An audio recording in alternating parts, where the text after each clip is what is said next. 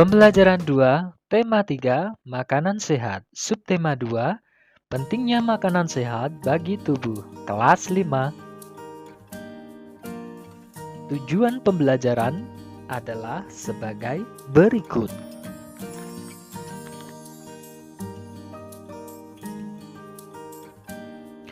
Udin, Siti, dan Lani sedang berbincang-bincang di depan kelas.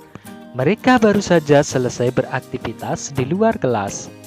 Sinar matahari pada siang itu sangat terik dan menyengat. Mereka terlihat lelah dan kehausan. Wah, aku sangat lelah. Udara pagi ini juga sangat panas. Aku haus sekali. Benar sekali, Lani. Bagaimana jika kita beli minum limun dingin yang dijual di depan sekolah kita? Aku baru lihat bapak-bapak yang menjual limun tadi. Hati-hati, Udin. Jangan jajan sembarangan. Dengan cuaca yang tidak menentu seperti sekarang ini, makanan mudah sekali tercemar dengan bakteri-bakteri jahat.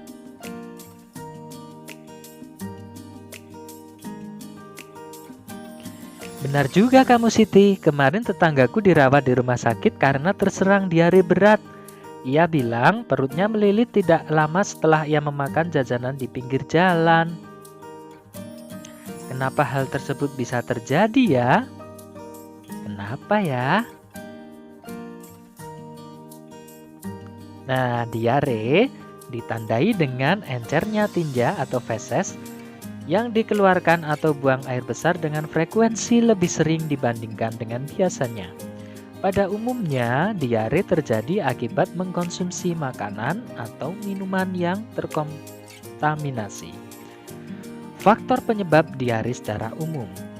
Diare terjadi ketika makanan dan cairan yang dimakan terlalu cepat dan atau terlalu besar jumlahnya pada saluran pencernaan atau usus. Secara normal, usus besar akan menyerap cairan dari makanan yang kamu makan dan meninggalkan kotoran atau tinja yang setengah padat. Akan tetapi, jika cairan dari makanan yang kamu makan tidak diserap, maka hasilnya adalah kotoran yang cair atau encer. Penyakit diare mungkin berhubungan dengan infeksi virus atau bakteri. Penyakit tersebut juga dapat terjadi akibat keracunan makanan.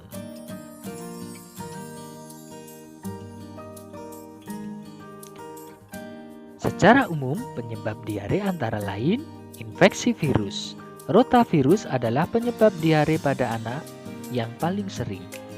Infeksi bakteri dan parasit masuk melalui makanan dan minuman yang terkontaminasi. Intoleransi makanan terjadi pada sebagian orang yang intoleransi terhadap gula pada susu sehingga diare terjadi setelah makan atau minum produk susu. Alergi makanan biasanya reaksi negatif terhadap obat-obatan. Banyak obat yang dapat menyebabkan diare. Biasanya alergi terhadap antibiotik, sementara antibiotik sebenarnya membantu membunuh bakteri baik dan jahat yang dapat mengganggu keseimbangan bakteri dalam usus. Penyakit usus biasanya menimbulkan diare kronis dengan banyak penyebab. Gangguan usus fungsional atau stres juga dapat menyebabkan diare.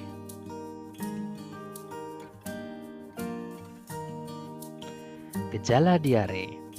Secara lebih lengkap, tanda dan gejala yang biasanya menyertai penyakit diare antara lain buang air besar encer dan sering, kram perut, nyeri perut, demam, darah dalam tinja, dan kembung. Jadi, mengapa diare dapat sangat berbahaya? Ya, karena diare dapat menyebabkan dehidrasi.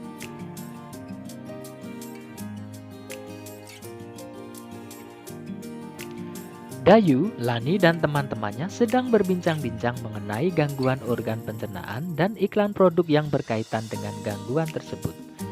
Mari kita simak percakapan mereka. Semalam, aku melihat iklan obat sakit mah yang baru di televisi, Lan. Sama persis dengan obat mah yang kamu bawa saat kamu sedang sakit mah. Iya, aku juga sering melihat iklan itu. Iklan itu terlihat menarik karena ia menggunakan seorang penyanyi yang terkenal di televisi saat ini. Itu juga yang membuatku tertarik untuk membelinya, Dayu. Ternyata banyak cara ya yang dipakai oleh sebuah perusahaan untuk mempromosikan produknya. Aku pernah melihat sebuah iklan obat demam anak-anak yang menggunakan badut.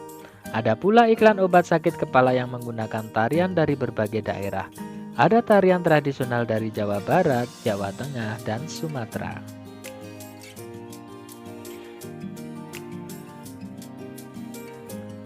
Ya, kamu betul, Ben. Kreativitas yang tinggi memang sangat dibutuhkan saat sebuah perusahaan ingin memasarkan produk dengan menggunakan media elektronik. Hal ini agar para penontonnya tertarik dan mau mencoba produk tersebut. Nah, sekalipun iklan yang umumnya terdapat di media elektronik berbeda-beda, ada satu persamaan dalam bahasa iklan yang digunakan. Setiap bahasa iklan tersebut ternyata memiliki ciri-ciri yang sama.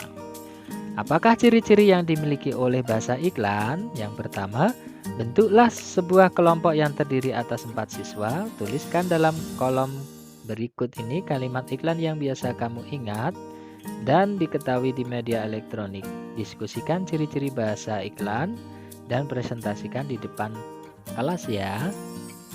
Silahkan dituliskan, ada 5.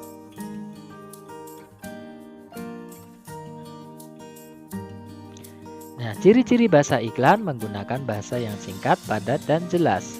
Isinya bersifat objektif, jujur, singkat, jelas, dan menarik.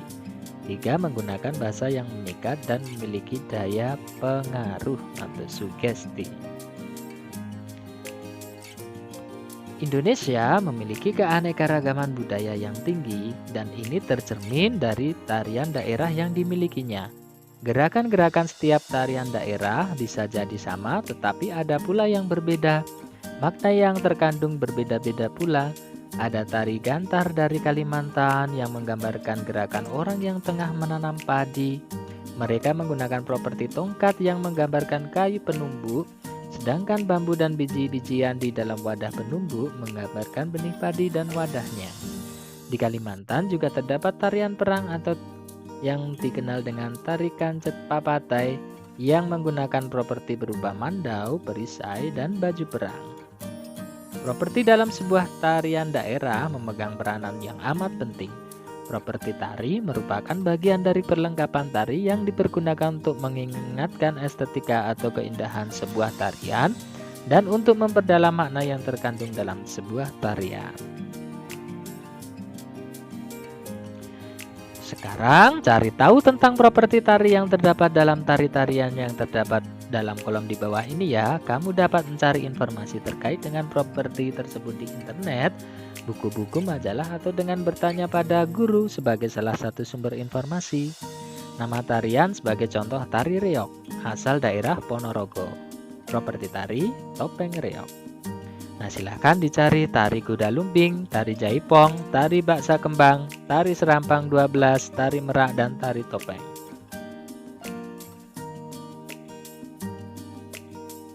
Nah, untuk pembelajaran kita sampai di sini dulu. Terima kasih. Sampai jumpa.